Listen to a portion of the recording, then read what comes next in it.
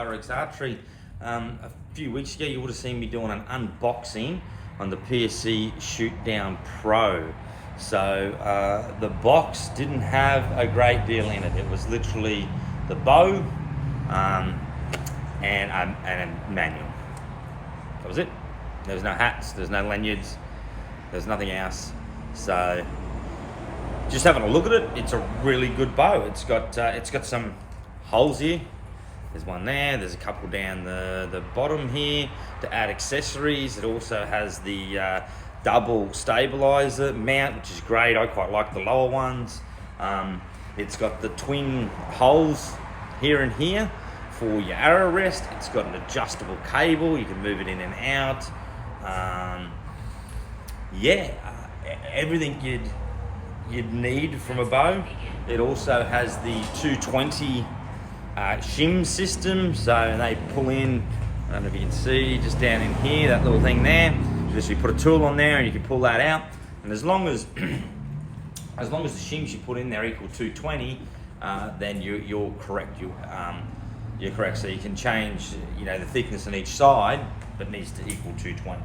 So I've had this here set up here, shooting unsighted or barebow with it. It's to be honest, I think it's the wrong cam to be shooting with your fingers. It's the S2 cam, it's the Go Fast cam, and I find that it's just a little too, especially at the end, it's just a little bit abrupt. And I've done quite a lot. There's got the adjustment here for the percent let off, and it came with the factory with the most amount of let off, and it was really hard on the back wall. It just really dropped off a long way. And then I had the least amount, so I was holding the most amount of weight. I changed it to that setting, and there was just too much weight there. There really was. Technically, you want to get technical when you're shooting your fingers, the higher the holding weight, the easier a bad release. Like, you'll cover up a bad release because you've got more weight there pulling it out of your fingers. I set it at the medium setting, and I find it's acceptable. Like it's you can probably see when I shoot this, it still really drops down a little bit at the end. I wouldn't have a problem shooting it for like a hunting bow or a 3D bow. I think the benefits of the speed and the length, and I think it's a pretty good all-round bow with what it offers.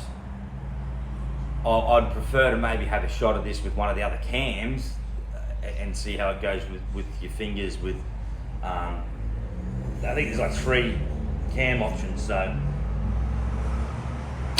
and this one is the fast cam, and it's supposed to be the harshest one. It's not like what I'm experiencing here. It wasn't kind of expected.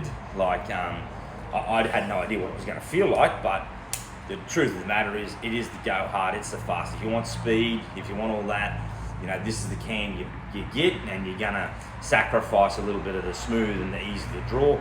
Personally, if I was shooting it, I'd probably look at one of the other cams, but I do think it would be a completely different bow if you were to shoot with your release aid.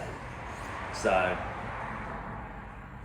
which will probably be what I'll do next. I'll probably put a D-loop on this, just put a sight in here so people can have a shot of it and have a go with the release aid. I expect that it'll feel completely different, especially like with a wrist release. But so let you have a bit of a look here up close.